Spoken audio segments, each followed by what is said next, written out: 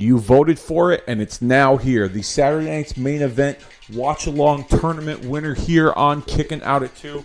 I'm your host, Dave Rosenbluth, along with my co-host, my co-pilot, my partner in crime in this nostalgic wrestling journey, Dennis J. Levy. What's up, dude? Chilling. Always a pleasure. Let's get what the people want, Dave. That's right, man. So a few months back, there was an announcement that WWE made that they would be reinstating the Saturday Night's Main Event, which was a classic staple for us wrestling fans growing up.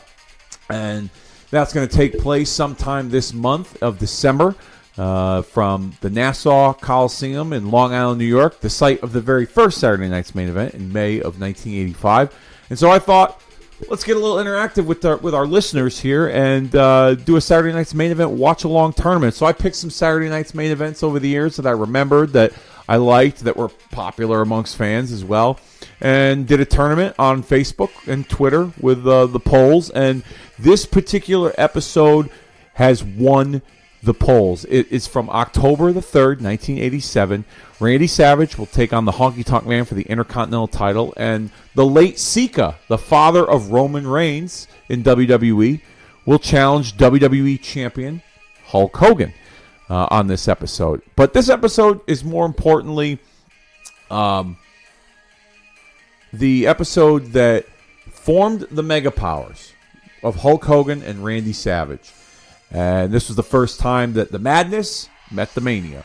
So we're going to see how this birth of this unbelievable super team, if you will, took place on this episode of Saturday Night's Main Event. But before we do all of that, before we get into, dialing up your Peacock and having everything set up, head on over to Retromania on Podbean by searching Retromania with a W. You can find this show as well as all kinds of archived content for you this holiday season. Cool Truth with AC, Marking Out the Days with Kobe Naida, Gaijin Wrestling Radio, Origins of Attitude, Hulkamania is Dead, all kinds of great nostalgic wrestling content at your fingertips by searching Retromania with a W on Podbean or any other podcast platform available. So check out the archives. You guys have been nailing it with the archives, I will say that. I've been seeing the stats and seeing what you guys have been listening to, and for myself on Kicking Out at 2, as well as some of the other shows that are part of the network. We appreciate it all, so thank you very much, and keep the hits coming. So what I'm going to have you all do is I'm going to have you head over to your Peacock. Not my Peacock, not Dennis's Peacock, but your Peacock. And you are going to search Saturday Night's Main Event. It's Season 3, Episode 4, October the 3rd, 1987. It runs 1 hour, 6 minutes, and 50 seconds. And when I say play, we're going to press play. And from time to time, I will put the audio up, and away we go. And we'll, so I'll tell you to mute yours. I'll give you timestamps, the whole 9 yards. If you've been on this road with us before, you know how watch-alongs go. So with that being said, Dennis, are you ready? I'm ready. All right, man, let's do it. In 3, 2, 1, hit play. As we get the green screen promos with Honky Tonk Man and the Mouth of the South, Jimmy Hart, opening up here. Yeah. You kind of see, around the edging of Honky Tonk's ring attire, his entrance attire, you could see, the squiggly lines from the green screen. I used to like the green screen when they put the logo up in the background. What did you think of it? Oh, absolutely. Yeah. I wish they would kind of do that now. I mean, they have LED and, HD and 4K and all that stuff. I'm sure that they could institute the wrestler's logo in the background as we see Randy Savage and a very concerned Miss Elizabeth. I wonder if she had a scolding earlier in the day from talking to another guy. Yeah. And we see here King Kong Bundy and Bobby the Brain Heenan, as Bundy's set to face Mr. Wonderful Paul Orndorff on this episode of Saturday Night's Main Event, who was once a former client of Mr. Bobby the Brain Heenan there. That's a pretty good match. Yeah, and then there's Sika with the late Mr. Fuji, and is that a real chicken? It looks like a real chicken. It looks like a real chicken that he's just ripping. Oh, man. It's got to be a doll. It's got to be a doll. But no animals were harmed. No real animals were harmed during the filming of this promo, as Mr. Fuji's going at. And then there's the Hulkster brother, Hulkamania, the green screen running while you see the green. Look at that, right around the edging of his body there. Yeah. Yeah. Yeah. I like how they did that Hulkamania. The logo, yeah, that looks like a pretty cool logo. And now we get the opening credits of this Saturday night's main event, the video package there, highlighting a lot of Hulk Hogan in there. Oh, there's some Randy Savage. Yeah. There's some Mr. Wonderful right there with Sir Oliver Humperdinck, the Honky Tonk Man, the Hart Foundation, the British Bulldogs, Junkyard Dog, fucking Paul Roma. Paul Roma made a video package. Yeah, Saturday night's main event. Oh man, yeah. This is not long after WrestleMania 3, the historic WrestleMania 3. This is October of 1987, from Hershey Park and Hershey, Pennsylvania. Big arena. Wonder why Hershey has such a big arena. This is 1987. Bobby Heenan on commentary. So there's not Jesse Ventura. I was expecting Jesse Ventura. Which, by the way, speaking of Jesse Ventura is scheduled to take part in this upcoming Saturday night's main event that's going to take place on NBC. Is he announcing?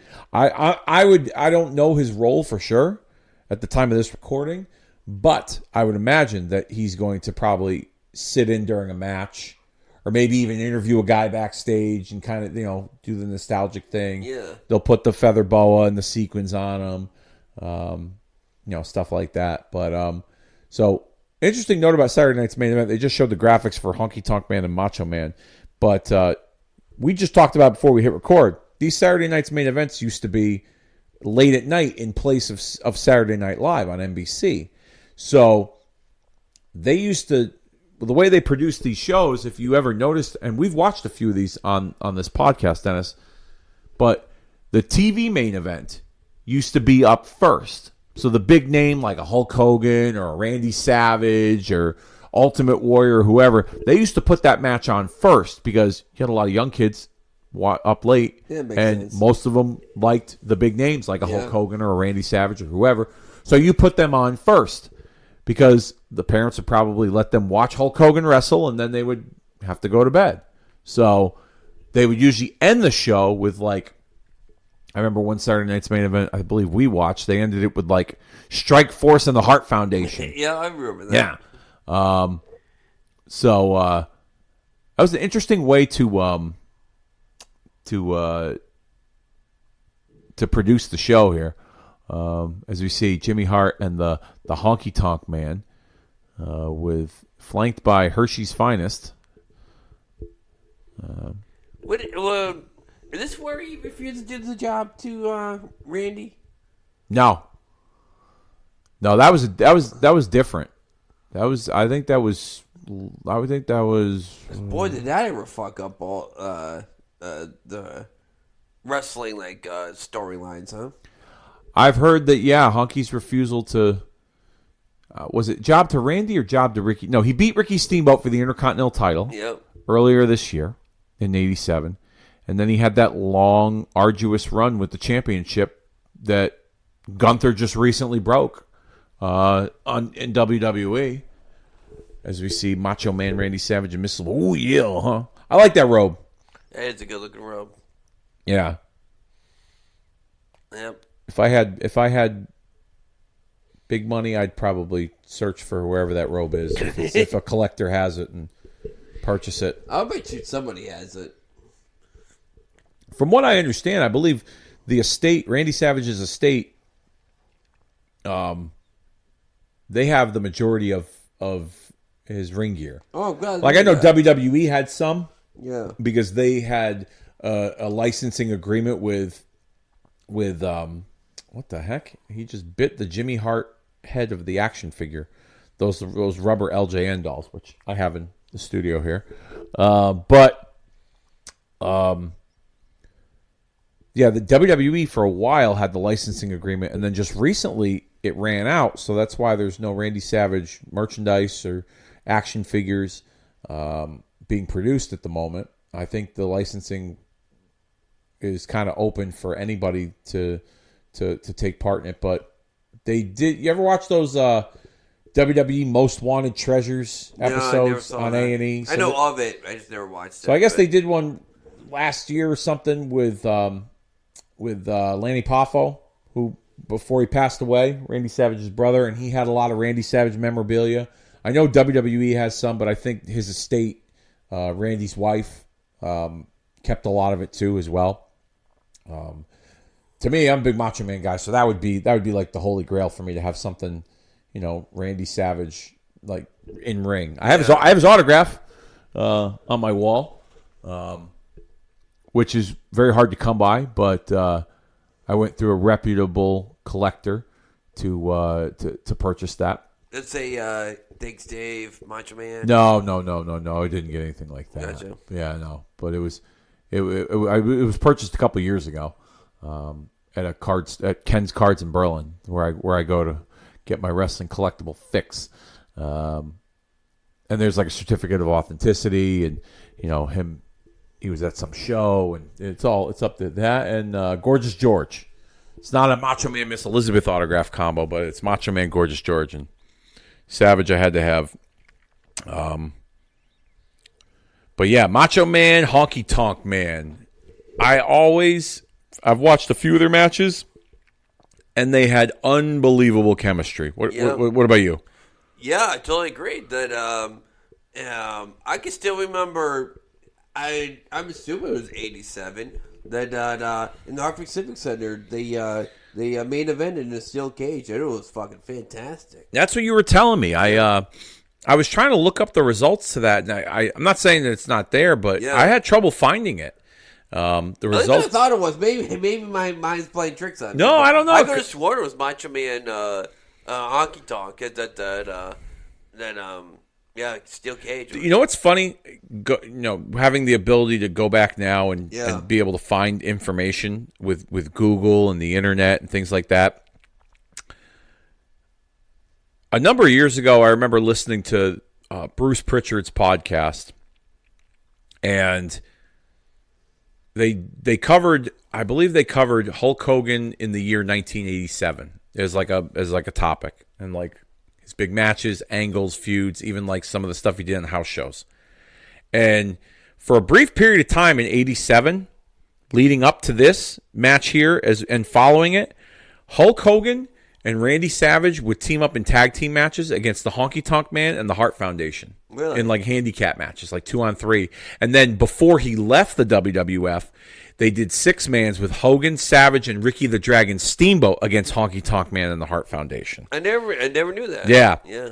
And then there was a period of time where Savage on the house show circuit would tag with the British Bulldogs to take on Honky Tonk Man and the Hart Foundation inside of a steel cage. Really? Yeah. So I don't think it's far-fetched that Hartford show may have taken place that you went to with Savage and Honky in the cage for the Intercontinental title. I'm pretty sure but I loved Honky Tonk versus Macho Man.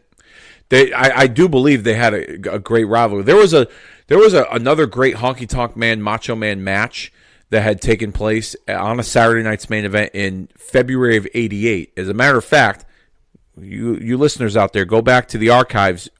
It was the Saturday Night's Main Event where Hulk Hogan lost the WWF Championship to Andre the Giant, and the referee with the plastic surgery and all that. Savage and Honky opened that show, and that was an excellent match. The crowd was super into it. Savage was red hot as a babyface. It was just... I didn't expect it to be as good as it was, but these two had unbelievable chemistry. Now, in terms of Honky Tonk Man, I know that you look at him and like he's got the Elvis impersonator gimmick, and that it was very like hokey at times. But as a character and in wrestling at that time, where would you rank Honky Tonk Man? Ooh, good question.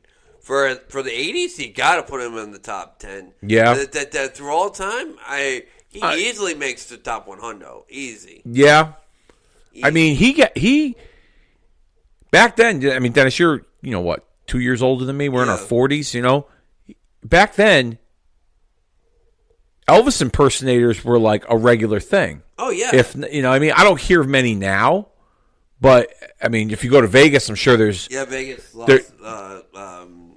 Atlantic City. Yeah, they're all over still, but like on a national level, Elvis impersonators were a big thing. in entertainment. And having Honky Tonk Man portray one in wrestling was very with the times. Yeah, totally. And I will say this, watching some of this older stuff, and you see there Honky kind of gyrating for Miss Elizabeth as Savage comes up from behind, boom, nails him with a double axe handle. Honky Tonk Man got a lot of heat. And he's done some shoot interviews where he gave some very valid reasons as to why he did not want to drop the Intercontinental title at times when they wanted him to drop the title. And then going back and looking, look at that, Jimmy Hart. Yeah. Taking Honky's foot, putting on the rope as Savage was ready to roll him up. I miss that sort of stuff, bro. That, the Is he going to do it again? What? Yeah. Oh, see, look at that. But look, the referee didn't see it. No. That's how creative these guys were. The referee didn't see it at times. Like nowadays, you try to do something for. See, look, referee didn't see it again. Yeah. But Honky would work a lot of the main events on the house show loop. So, they used to do double shots, and Honky used to headline as the Intercontinental Champion against Savage, and then Hogan would be the headliner on the other show. And then sometimes Hogan would work both shows because if Hogan worked both shows, guys made more money. But Honky and Savage was a top act on the house show circuit, and I'm kind of glad that they brought it to life on television for a period of time that they did. I wouldn't have mind seeing it on a pay-per-view, to be honest with you. Yeah, totally. And here's the other thing too: that WWF Championship tournament that took place at WrestleMania 4 that Savage won, Honky Tonk Man was not in that tournament. He defended the Intercontinental title against Brutus Beefcake. Interesting. All right. How interesting would it have been if they put Honky Tonk Man as the Intercontinental Champion in that tournament? That would have been cool. Think about the different dynamic and scenarios that you could pump out. Yeah. Oh, here come the Hart Foundation. Bret Hart, Jim the Anvil Neidhart. They were, a top act at that time. Poor Jimmy Hart. Yeah, no, Jimmy Hart took a beating from Savage. I never knew it wasn't until many years after where I saw the Jerry King Lawler versus Andy Kaufman stuff. And Jimmy Hart was part of it. Yeah, he was amazing in that. He was Kaufman's manager. Yeah, he gets lost in that shuffle, but he was fantastic. Jimmy Hart wore a lot of hats in wrestling. Most people remember Jimmy Hart for the comedic chicken shit, manager role. But Jimmy Hart, behind the scenes, produced a lot of music for the talents in both the WWF and then eventually WCW. Yeah. Jimmy was very instrumental in the Andy Kaufman angle in Memphis with Jerry Lawler behind the scenes as well. Jimmy's. What we got here? Why would you jump on the top rope out to the floor when the heels are about 45 feet away from you? That's a little dangerous there, Randy. Here we are, back from commercial. Honky Tonk's back. He's mad. The Harts are here. Jimmy Hart's receiving medical attention at a local medical facility because this is the Vince McMahon era. You don't say hospitals. That's right. You say local medical facility. But I'd always think of Vince. One of his Vince weirdisms, He used to... I didn't pay attention to that till the 90s. Was that even in the 80s? Like it was a local medical facility? Probably. Yeah, probably. That was probably a thing. And have you ever heard of anyone other than someone in wrestling ever call a hospital a local medical facility? No, but you want to know something funny? What's that? You want to know something funny? So, I'm a corrections officer, as you know, Dennis, and some of the listeners out there know. So, for incidences, I'll have to do report writing and stuff. And a lot of times, at least at our facility, we're a county jail. We get a lot of 911 activations, whether guys have, chest pains and the blood pressure's high, they got to go out because they might have a heart attack. That's the typical one. Or, a guy is at the hospital and we have to go sit on him, for a couple of days or whatever. In my paperwork, there was one time in particular where I was the camera operator for a 911 activation. So what we do is we take an inmate, we put him in restraints while he's on the stretcher so that he's secured for our safety as well as for his. And then we bring him down, and the ambulance will meet us in the Sally Port, and we put him into the ambulance or whatever. So in my paperwork, I have to document like everything that took place on camera as the camera operator. And so I ended one of my paperworks with, and I did this, and there's a buddy of mine at work who's a big wrestling fan. I had him read it, and he popped for it. And so I said, inmate so-and-so was then taken via ambulance to a local medical facility for further evaluation. and he looks at me, he goes, you pulled one of the Vince lines, huh? I said, yeah. So that's the only time I've used a Vince line. That's pretty good. Local medical facility. I still get why you got even like, I don't know. I just never. I just never heard of anyone use that term before. That local medical facility. Nice. Yeah, neither have I. But anyhow, Savage is he's on the comeback now. Honky's like, no, I give up. I'm just texting my wife here. Sorry about that. Yeah. As we see Savage continue his comeback on Randy Savage. Sorry about that to our listeners. It just Savage working on Honky in the corner. I don't know. Is that Earl or Dave Hebner? Which referee is it? Yeah, I could never tell either. Ooh, nice elbow. Looks like he really caught him on the chin with that one.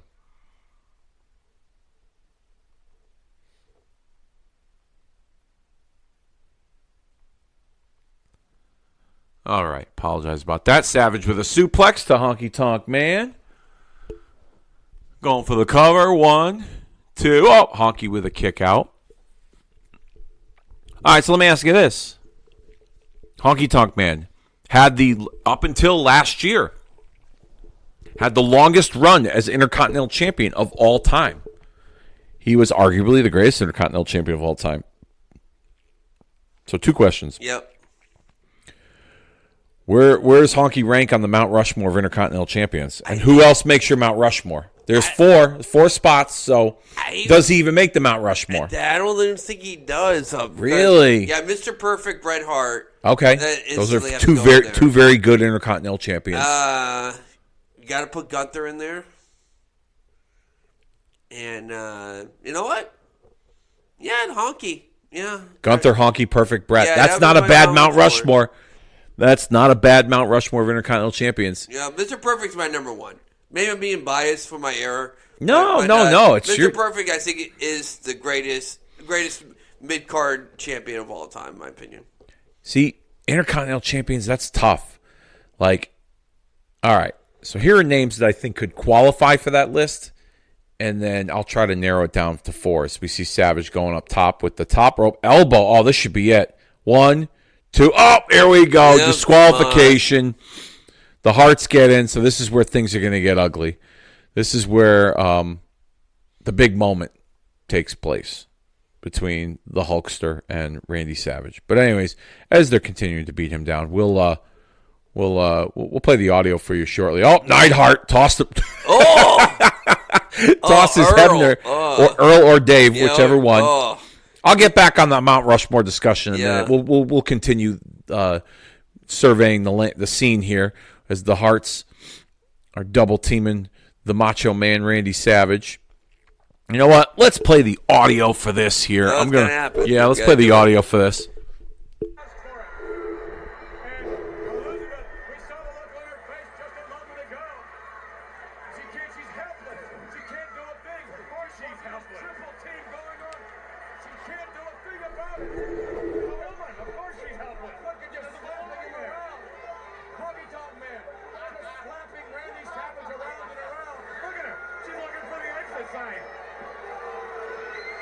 She's looking for. She's looking to see where the pink Cadillacs part. She's going home with the honky tonk man. Wait a minute, what's he doing with that guitar? He's gonna serenade the Macho Man. He's what? He's gonna serenade him as only the honky tonk man can do.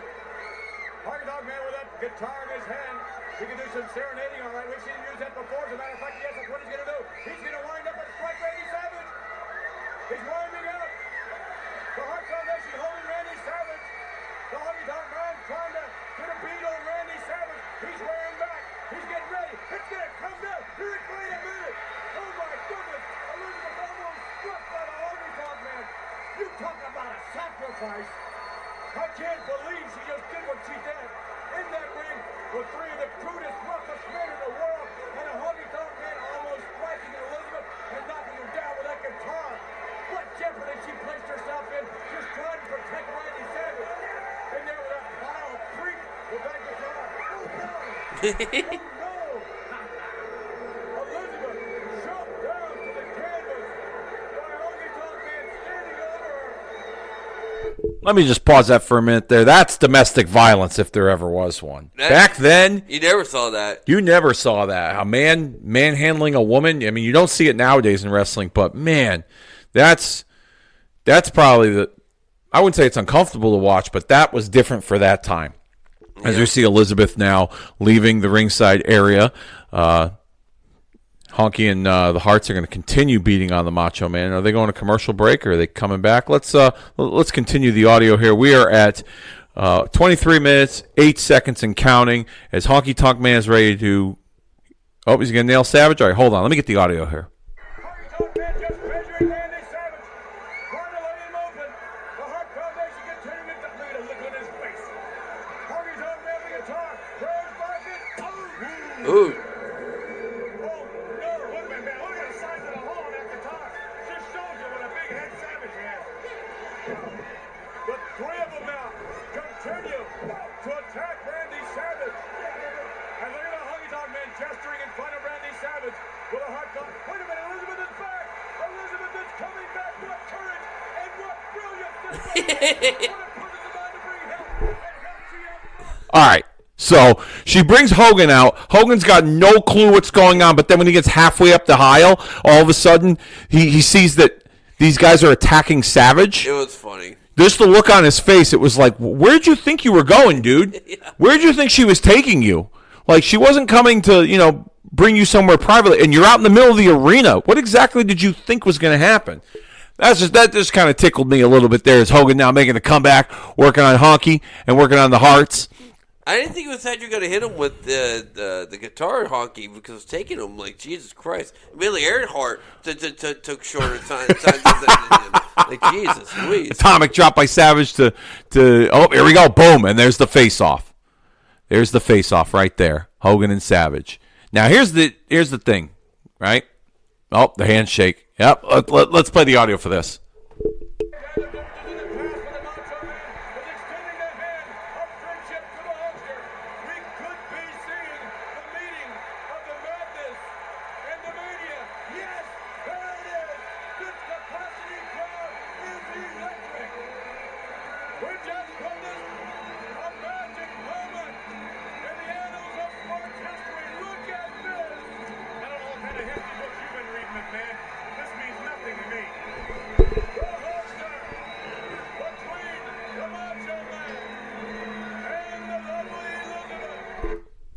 So the madness met the mania. And that was the beginning. Oh, here's the slow-mo. They replayed him shoving her, which I think is, and they're going to do it again. A double replay. They're really trying to build heat on Honky Tonk Man if they're showing him in multiple replays putting hands on a woman. I mean that's dedication right there. That sounds like they wanted to make him a top heel. I mean, if he wasn't already one to begin with. Damn, look at that. He fucking manhandled he her. really did. Now, I wonder how that conversation went with him and Savage. All right, so here's what you're going to do. You're not going to put your hands on her head or her hair, so you're going to take her shoulder and you're going to shove her to the ground, all right? But you're going to do it in a way, you're just going to do it. But you know what? If you do it hard enough and she gets hurt, brother, it's on you, all huh? And then you take that fucking guitar and you whack the shit out of me with it. I'm talking concussion, like CTE. Even though in 1987 there's no such thing as CTE, I want you to give me CTE. I want you to swing for that fucking thing, uh-huh. Hogan and Savage and Elizabeth posing for the crowd. This was as a kid, this was the first super team. This was my equivalent to Batman and Superman as a tag team. Yeah, it's pretty good. That was my super team right there. And I was all about it. I mean, Mega Powers, greatest combo in wrestling today, as we see back from a commercial break, and it's Sika, the late Sika, father of current WWE superstar Roman Reigns, with "Oh, Mr. Fuji, oh yeah, G-Mean, I got Sika, and I gonna kill Hulkamania. Oh yeah, that's right, and I'm gonna take that yellow belly coward, and I'm gonna end it once and for all, cause I'm Master Fuji, and I am most devious man in all of WWF. Yeah, Sika, yeah. Oh, yeah, G-Me, yeah. Later we go out for beers, Oh, yeah. Oh, yeah, you pay this time. Oh, yeah. Oh, eat the chicken. Oh, yeah, Sika, you eat the chicken. No animals of real kind were harmed during the filming of this movie. Oh, yeah, Mr. Fuji. He most devious in all of WWF. I'd eat a cow if you tell me to, because then I'm going to eat Hulkamania once and for all. That was pretty damn good. My throat hurts because of that. That was pretty. Oh, look, there's Kim Chi. I didn't know Kim Chi was with Sika. Apparently, I was. Is it in that? What does he have? Is that a back scratcher? You see that thing? Apparently, though, Barry Horowitz did some of that, the Chica stuff. Kim Chi? Yeah, The Chica. or whatever his name is. Yeah, Oh man. Yeah. I wonder what Hogan's talking about here. I'm not going to play the audio for this because it's probably a standard promo. He probably talks about how he had to save Elizabeth from, the evil honky tonk man and, Macho Man, his brother for life, and all this other stuff. And, he's this, this hero, and, he's gonna take Sika and he's gonna choke him like he's choking that chicken, and then he's gonna destroy Mr. Fuji, the devious one, and I slammed Andre the Giant in front of 800,000 people at 7,000 pounds, and all this good stuff. Yeah, so that pretty much sounds like what Hogan's talking about here. I voted for Trump. Yeah, he did vote for Trump. He did vote for Trump. I don't do politics, but whatever. I'm not a Trump supporter or a hater, and I'm not a Kamala supporter or hater. Election's over. We're not talking politics. I don't even know why I brought it up, but it's relevant. Yeah. I guess here, Hogan coming out. Why would he just stay in the ring? Anyway, Because you got to have the entrance. You got to play the music. I mean, you got to. The people are gonna go crazy. You got to hear the music. Yeah. That's standard Hulk Hogan. I mean, that was what is exciting about watching Hulk Hogan was the music, and he'd come down and he'd wave his arm. And, yeah, what you gonna do, brother? There was something about that. That's true. There was. I mean, I loved how you they get always pumped up with that. Look at him. Yeah. He's up there. All right, brother. Yeah, that's right. Yeah, I'm gonna beat this Barefoot Island dude, brother. Yeah, oh yeah. Well, I'm back in Hershey. Oh, that's what I. Oh yeah, brother. Oh yeah. Oh come on, yeah, Fuji. Yeah, Kimchi, you better not come here with my back scratcher. Or I'm gonna knock you out, brother. Oh yeah, dude.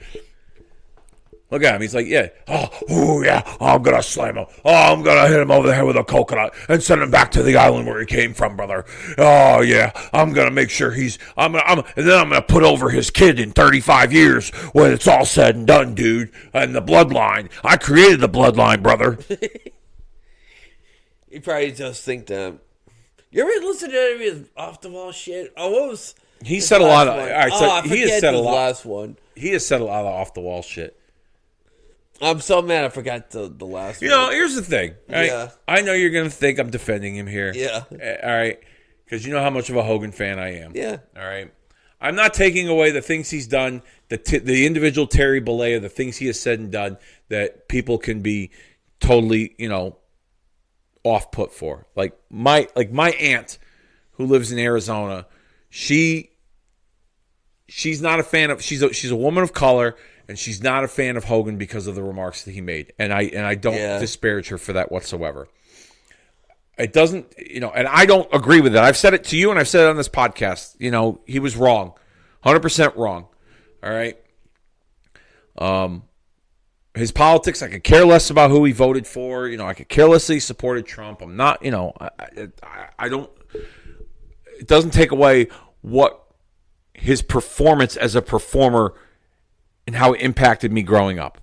Okay, just because he had done some bad things in real life or made some mistakes in real life doesn't mean that it takes away what I enjoyed about watching him as a television character. Okay, I don't have to like Terry Bollea the man, but when it comes to the outlandish things he says, yeah, he puts himself in a whole nother league when it comes to that shit. But I will say this. There's been a lot of top guys in wrestling that have said outlandish shit over the years in shoot interviews and podcasts. You never hear him fucking bury guys. No, you don't. You know that's that? He usually gets buried by just about everybody. Bret Hart, Ric Flair buried him at one point in time. A lot of guys have buried Hulk Hogan in podcasts for whatever reason. They, backstage politics, interactions that they had with him, whatever. I'll never forget when Hogan was revealed to have said the N-word in that sex tape. Bret Hart was like, "Oh yeah, I used to hear him say the N-word all the time." No, you didn't. You just fucking hate him because of the WrestleMania 9 incident. Stop. Because never once did you ever admit publicly that you had heard him using racial and ethnic slurs in the locker room. But then when the sex tapes revealed, all of a sudden you got the inside scoop. You'd known it all along. Get the fuck out of here, Bret. Come on. It was just, I couldn't, I had trouble buying that. Yeah, me too. As far as the outlandish things he says, some people have said, he makes stuff up, and I'm sure that he has made some stuff up. I'm not denying that. But there's other times where, people, try to fact check him about things that happened with him in wrestling, and I don't doubt that if he... That should be a disqualification. That should be a disqualification right there. The referee rang the bell. Oh, the referee didn't take away the cane when Fuji nailed him, but... Oh, why do we have another referee out right? there? This should be the one in the ring calling the... Or is this a disqualification? I don't even know. Jeez, look at the referee in there. It looks like he's fucking inches out of Bender. Yeah. I guess this is a disqualification. Continues.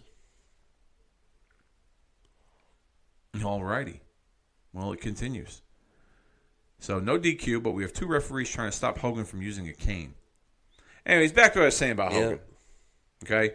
When it comes to, things that he took part in wrestling, people get all over him if he, if he says the wrong date or the wrong event or, I don't think it'd be uncommon for Hogan to forget or, miss certain dates. He's wrestled for fucking 20-something years and taken bumps and hit his head and taking chair shots, and he's in his 70s. Yeah. He's not going to remember all that shit. But people are all over him that, if he gets a certain date wrong or a certain event wrong or, the finish to a certain match, he's in his 70s. Wait till his back shit shut. So I hear he played a bass guitar pretty fucking good. Yeah, but it is a story out there he was Metallica. Metallica. Yeah, come on, brother. Yeah, I've heard that one. Yeah, I heard that one. Yeah, that's pretty outlandish. There was another one too that he wrestled in Wembley Stadium in England, and he recorded a song with Simon Cowell from American Idol fame for some sick kid with cancer that watched him in the front row at this Wembley Stadium event in England.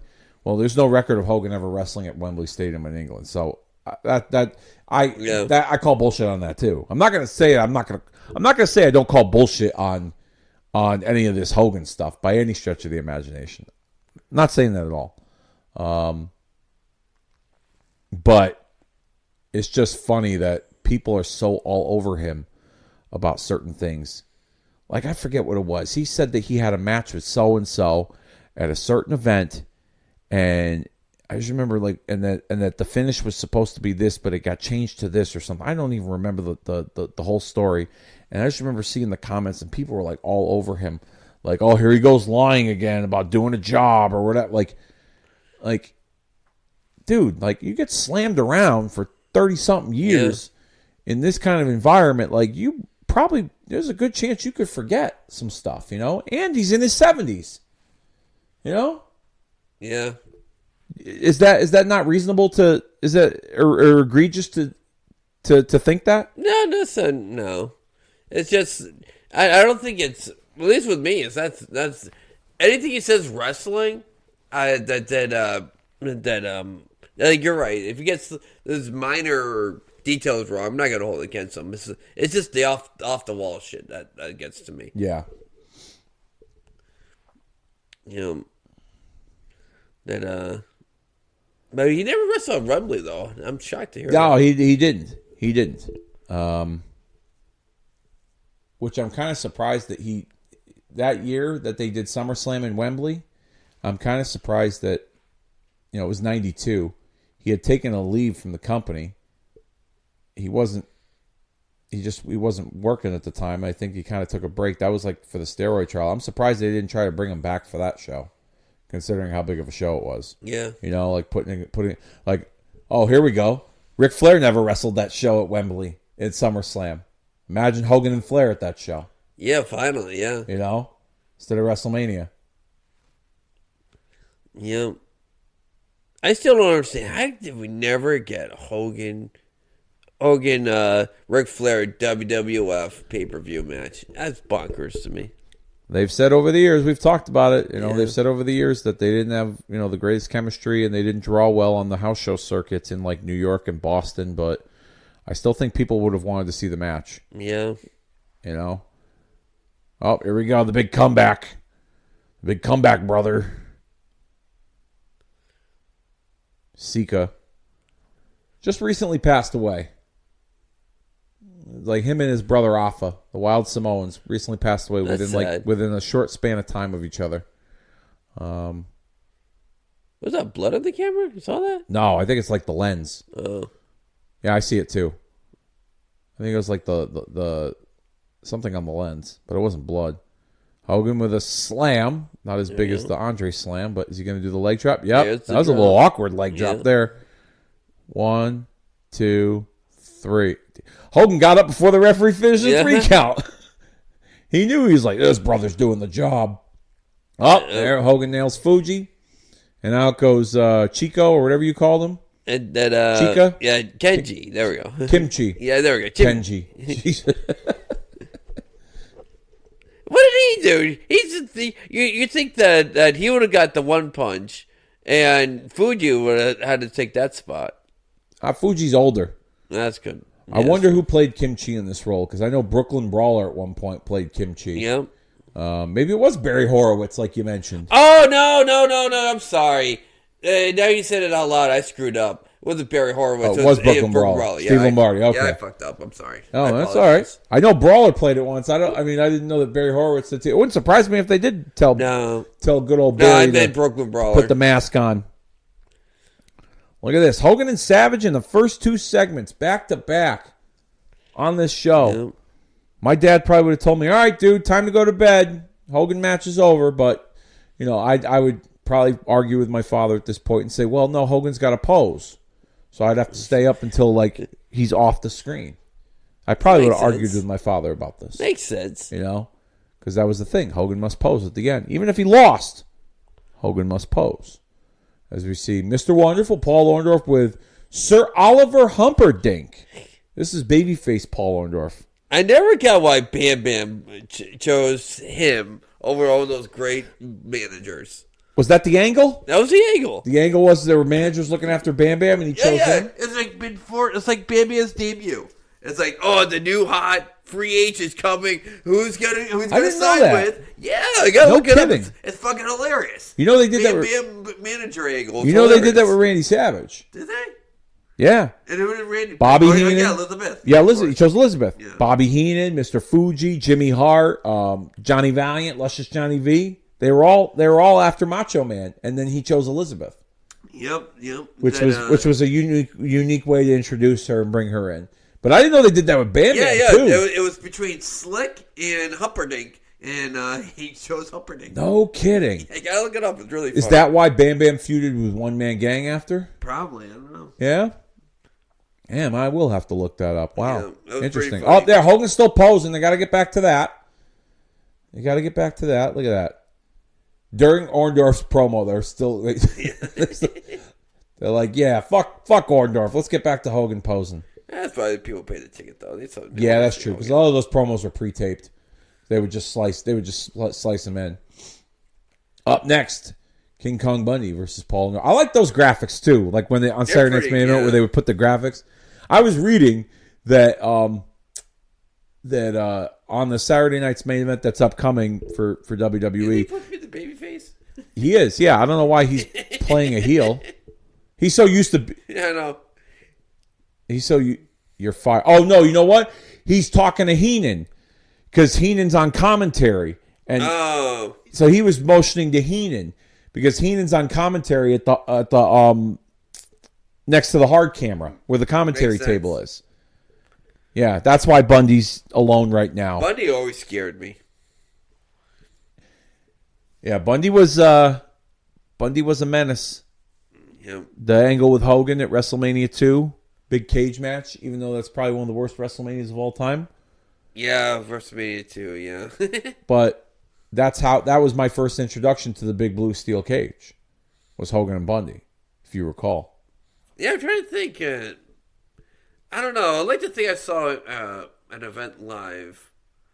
I know I'm talking, but even before the Macho Honky Tonk. But I don't know, yeah. Well, I know that they introduced the big blue because Bundy was so big. How's he going to climb a steel Was cage? that the first match? I'm trying to think. Well, yeah. Now, is this the main event on Saturday Night's Main Event, or do we have more? I don't know. I can't see this match going very long. I can't even imagine more than 10. Bundy and Orndorff. I'm thinking we're getting Killer Bees versus Strike Force. We could see something like that. Yeah, I don't know for sure. Or maybe we'll see like Killer Bees or Strike Force. That could be something. Heart Foundation were out. Maybe they're gonna wrestle Yeah, maybe. Young Stallions. There we go. I don't know. Let me take a look. Let's see what Yeah, this can't be going 20 minutes. No, there's no freaking way. There's no way. I'm gonna look this up right now. See what the next match is after this. Am I the only person that Mr. Wonderful Paul Orndorff, his most memorable moment for me is when I can't even remember who he even gave it to, but he gave someone the pile driver and he landed wrong. That he's was the in one that got WCW. hurt. I never saw anything like that before. Well, he already had like atrophy on like one of his arms. Like one of his arms was smaller than the other. So I think he's an older guy. He's not, in there taking bumps, and he probably just, it was too much physically for him to do that, and that's how he ended up getting hurt. But yeah, that was on a WCW show. Oh, so the main event of this Saturday Night's Main Event is the Young Stallions You called it. against the Heart Foundation. You called it. Yeah, I just that was just a guess. And then we'll see the debut of the Pile Driver music video with Coco Beware. I'm not hating that. Well, we'll play the audio for that for sure. That's how we're gonna end this watch along. Yeah, so Young Stallions, Heart Foundation for the tag. But that goes to what I talked about earlier with the TV main events. The top guys being on first. Yeah. Because it's so late at night that, oh, wow, he managed to get Bundy in a sunset flip? My goodness. Elbow to the back of the head. I think we literally mentioned this during our last podcast. I'd be remiss though, like that Mr. Orndorff that beat the shit out of Vader in his sandals. Yes, that was that's been discussed before on this podcast. Paul Orndorff was an agent for WCW at the time, and him and Vader had a verbal altercation that got physical. at a television taping in the shower area, and Orndorff beat the shit out of Vader wearing shower shoes. Bobby Heenan described it as sounded like Orndorff was clubbing a baby seal. Because they were in the shower and his sandals or flip flops or whatever were like fucking making noises, and like Vader was getting fucking hit. Story I heard was that he pretty much owned Vader. He peppered Vader up pretty good, and then that's what led to Vader getting fired from WCW. It was right before the very first Nitro at the Mall of America. If he beats up Paul Orndorff, do you think he gets fired? You think it was just like an image issue? Like, here's our big bad monster. Not all the smart people. No, I think from what I understand, the story goes was that Vader. Oh, see, there's Heenan with Vince. Nope, he's going to leave the commentary area over by the hard camera. The story I heard was that Vader was told to be at the television tapings. This is Vader's account. Vader was told to be at the television tapings at a certain time to cut promos for the market specifics, where they were doing live events, and they would cut a promo and, tickets on sale now. See, Vader, and Vader will. Oh, Andre the Giant. Oh yeah, he was a Bobby Heenan client. He was a client of Bobby Heenan's. This is 1987. How come we never got Andre the Giant versus King Kong Bundy? We did. Did we? Yeah. When did we get that? They've wrestled a few times. Really? When Andre was a babyface. Yeah. Yeah. Oh, yeah. And then eventually they were allies as part of the Heenan family. But Vader was supposed to show up at the TV taping at a certain time. He was late, and I think he was giving management a hard time about why he was late or whatever. They had words, and then I think he got even more mad, and I don't know if he threatened somebody, or I don't remember because it's been such a long time. But Orndorff kind of stepped in and was like, "Dude, you're being unprofessional." They had words. I think Vader put hands on first, and then Orndorff defended himself and pretty much owned him at the end, and then. I do remember when Eric Bischoff on his 83 Weeks podcast recalled the incident. He had no choice but to fire Vader because there had been a buildup of like incidences that he had with like management, where like he would just blow up and either he was late or verbally abusive or whatever. Like it was just his time was up. Interesting. And it just kind of led to his dismissal. And I think the last straw was him putting hands on Orndorff, and Orndorff defended himself. But according to Bischoff, he let go of Vader the morning of the debut Nitro at the Mall of America. So Vader was supposed to be on that show, or tentatively he was supposed to be on that show. Yeah. So imagine Vader a part of those early Nitro episodes. Yeah. Had he not gotten fired. But so that was the story of Orndorff and his run-in with Vader. I think they had mended fences years later before both of them had passed away. I don't think that there was any bad blood before they passed away, but yeah, Orndorff owned him, and that's the legendary. That's pretty funny. They sound like a baby seal. That's what Bobby Heenan said. Bobby Heenan said Orndorff sounded like he was clubbing a baby seal. Yeah. He goes, there's nobody tougher than Paul Orndorff beating a guy up in shower shoes. And Heenan used to throw that when Orndorff was on TV in WCW, he would throw that comment out there about Orndorff being tough. Like he never named Vader, but he would make a comment like, "Yeah, don't mess with Orndorff when he wears his shower shoes." And nobody got it. No, I mean the commentators did, but the audience, I don't think they got it unless you were a diehard and you read all the shit on the internet. I never liked that when the commentators did a wink, or even throwing down a promo. Like the most famous one, in my opinion, is Pillman when he's doing a promo on Kevin Sullivan. It's like whatever you say, Booker Man. Oh yeah, and yeah. I hate when they do that. Yeah, that was the Booker Man thing with Sullivan. That was it was different for its time, but when you look back on it, it didn't make sense. There was no need for it. But I think that went to show the unpredictability of the loose cannon Brian Pillman character. I was just reading recently that WWE had opened up more tickets for the Saturday night's main event coming up in Long Island, so that they can kind of give it a retro, old school feel. So you probably won't see like a big elaborate stage. You might see like a small little entrance. And I wouldn't be surprised if they bring back the graphics, like you saw on the screen, or even like the green screen promos, maybe like in a 4K LED fashion. There's Andre. Oh, that's a neat, sneaky way to get involved. Oh, here we go. That's the finish. That's got to be the finish. Nice. Actually, I kind of like that finish. Andre grabbed him by the tights and snatched him back, and you couldn't tell he was doing it either. Yeah. The referee definitely didn't see it, as Andre got the pinfall victory. Yeah. Bundy's like, yeah, good job, boss. Yeah, because he won the match for you. Look at that right there, slow mo. Brings him back in the corner, holding his tights. But look at Andre flailing around. You see him flailing around? Yeah. Look at that. That's silly. All right, match over. There's Humperdinck arguing with the ref. Ref didn't see it, but the cameraman did.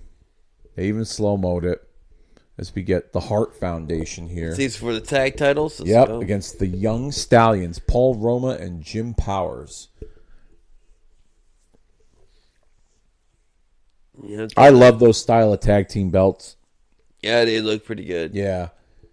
WWE recently brought a similar style like that back for the SmackDown tag team titles. Looks kind of neat, little retro kind of throwback to it, which I dig. Yeah. We are currently at 53 minutes and 15 seconds, so this match will probably not last very long, and if it does, they'll probably close the show with the match continuing like they have for some of these non-main event type of matches on Saturday night's main event. They pissed off Gene. Yeah, Gene just walked off. Oh. Well, we know who's winning this match. If the Young Stallions didn't get an entrance, and they're just in the ring like a couple of job boys. Yep. Paul Roma, Jim Powers. I'm surprised Jim Powers didn't get a bigger push than he did. Why is that? I don't know. He just had the look, and then like I always thought like they're trying to make like the Hunk tag team like be like Tito Santana and Rick Martel. Yeah. I always thought that it should have been Jim Powers and Rick Martel. Really? Yeah. You didn't like Tito with Rick Martel? You didn't like Strike Force? That I don't know. Just something about Tito that I didn't like about Strike Force. I don't know. That I like Tito Santana the wrestler. Don't get me wrong. It's just I don't know. I always thought that Jim Powers and Rick Martel made more sense. What did you think of Roma? I was never a fan. Even Power and Glory, never a fan. As a kid, I didn't care about Roma and Powers because they weren't on TV enough. And this was probably this match was probably one of their very few TV matches where they actually, had a storyline. Yeah. Right? Because for the most part, as a kid, fair to say, they were a job tag team. Right? Yeah, totally. Okay? So when Roma joined up with Hercules, as silly as this may sound, I'm not saying that he was a star, but when he was managed by Slick and he tagged with Hercules and they had that match with the Rockers at that SummerSlam, that made, in my opinion, at 7, 8 years old, Roma seemed credible. Because he was paired up with Hercules, who was a name on WWF programming. They were managed by Slick. He changed up his look. And they took out a top tag team like the Rockers. To me, it gave them instant credibility. And it erased in my mind That jobber. That jobber stigma that Paul Roma had. Yeah. But maybe that's why it infuriates me that he was in the Four Horsemen, because he had that jobber stigma to him. That's like, he's a Four Horsemen? I agree that, yeah, he shouldn't have been in the Four Horsemen. I agree. But I think I look at it from this perspective. Roma had a little bit of TV time with Power and Glory on television, and there was some potential there. Yeah. And they looked at that as like, now, I don't know if this was the intention behind it, but they looked at his role in the Four Horsemen as he's going to be the young upstart that they're going to build up in the group. Kind of like what they did with Luger, kind of like what they did with Barry Windham. They were going to do that with Paul Roma. That's how I perceived it on like watching it on television. I don't know if that was their intention. Yeah. But that's how I perceived it. Oh, Luger was the young guy, and then eventually he broke off and he feuded with them. Same thing with Windham. So I thought, oh, they're just going to do this with Roma. That's a good point. I never thought it that way. I could be mistaken again. May not have been their intention. Maybe they just thought like, oh, like he's a big deal because he came from the WWF. But he had a good look. You know? Yeah. I wouldn't say he had a ton of charisma, but he wasn't terrible. You know? I think he wasn't the shit. I think people when Paul Roma's name comes up, it gets attached to the Horseman stigma because he just didn't fit the mold at the time. And then all of a sudden everyone was like, "Oh, he was fucking horrible from the start." Which I don't necessarily believe that to be true. That's actually really fair what you just said about why people shit on Paul. It's not his entire work. It's because he was a Four Horsemen. That's true. Yeah. You know, when they hyped up him being a horseman, and they brought him out, and it fell flat. It's a tough spot to be in, but if it was executed right, it could have been done in a way to nice power slam. It could have been done in a way to help build him up to be the future of the Horseman, and that just didn't. That they mismanaged that whole thing, and I think it was because of the lack of reaction that it got. And there we see the Hart Foundation with the heart attack. Referee was distracted. 2, 3, match over, and you're still your World Wrestling Federation Tag Team Champions, the Hart Foundation. Bret Hart, Jim the Anvil Neidhart. Yep, never a doubt.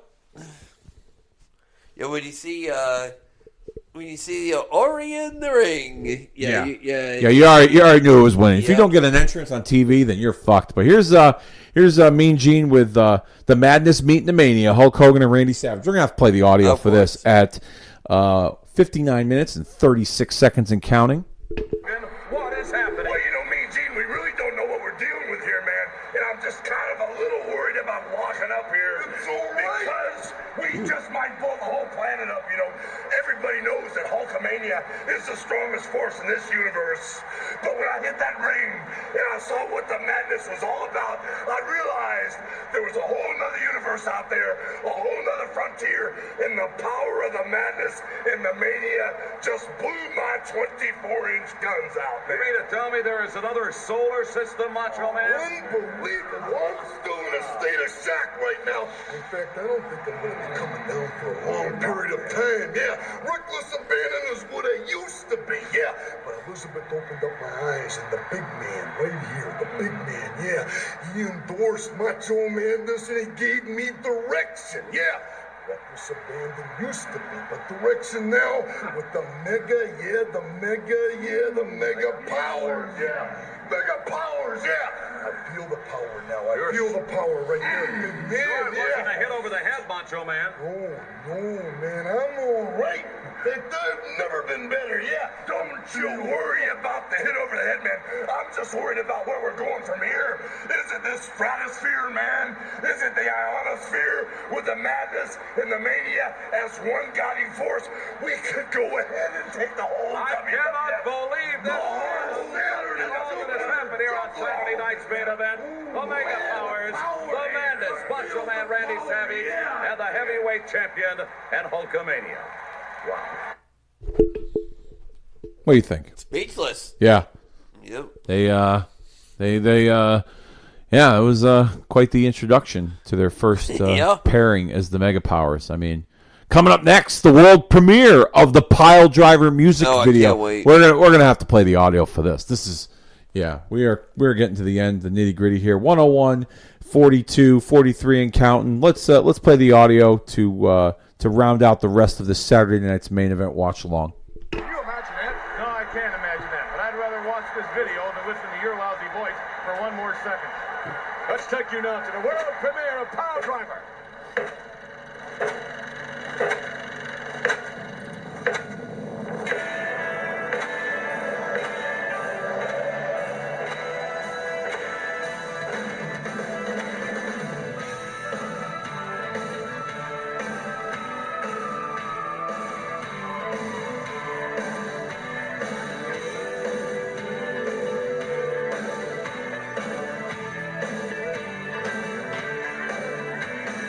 Sometimes love is like a slow dance. You can tiptoe around, but don't make a sound. You can make a little sound of romance. But sometimes love sounds like a fight. It sounds like an argument. It sounds just like a power driver. Yeah, a power driver. Sometimes love, it just feels fake. First you think it's so strong, but something goes wrong. It feels like a great big mistake. But sometimes love feels just right. It feels so real. It feels just like a power driver. Yeah, a power driver. You're right beside her. Your heart's on fire. She got you hot wire. Higher, power driver.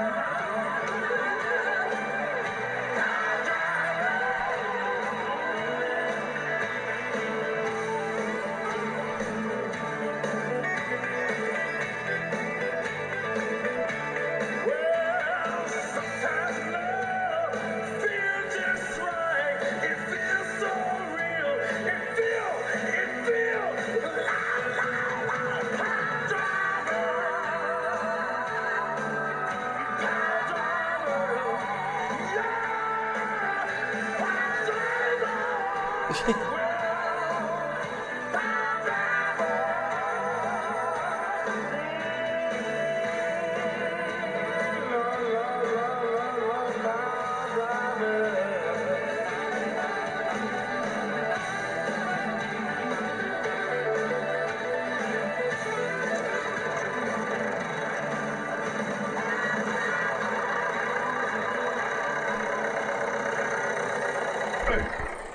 All right. First of all, let me. So the name of the song is Pile Driver, but they show clips of Coco Beware delivering a brainbuster suplex. Yep. Okay. Second of all, the song's supposed to be about love, but they show a bunch of dudes on a construction site working. How does the video equate to the lyrics of the song? I don't get it. Yeah, maybe Pile Drivers when you're late at night and, That's the ball driver the referees to. But the only thing I really thought was funny, and it's only funny because of like What's going on now? what's going on with Vince's in reaction. Vince. And the only time you see Vince is when that cliche ladies go by the construction workers and they're And whistling. he's like, oh, hey, now. Oh! Oh, hey, pal. You want to come to my trailer and I can take a dump on your head? Have you ever had a glass-bottom boat ride, pal? God damn. As we see the closing shots here, closing credits of Saturday Night's Main Event, clips of the Randy Savage, Mr. Dick Ebersol and Vince McMahon, executive producers. Kerwin Silfies, familiar name, used to work behind the scenes at WWE. Richie Posner, I think I just saw there too, former employee of WWE. Who else do we have here? I don't know. See, credits to End Wrestling. They've kind of brought that back now on Raw and SmackDown. I don't know if you've seen that. No. The closing credits will say like executive producers Lee Fitting and Paul Levesque, who was Triple H. Lee Fitting used to work for ESPN, College Game Day. So a lot of the new production elements you see are because of that. Oh, interesting. As we get to the end here with Hogan and Savage posing down. And that does it for this this Saturday night's main event watch along here that you all chose as a part of the Saturday night's main event watch along. Nice job, folks. Yeah, thank you. Yeah, that was a lot of fun. I was kind of, I'll be honest with you, being a Mega Powers guy, I was kind of hoping it would go in that direction. No, the polls were not rigged, but you all voted and kicked ass, so I really appreciate it. So thank you all so very much. And Dennis, thank you for joining me. Always a pleasure. This was a lot of fun, and looking forward to what we got in store next as we close out 2024 here on Kicking Out at 2. So with that being said, I think it's about that time that we officially put this one down for the 3 count, and we'll see you all next time.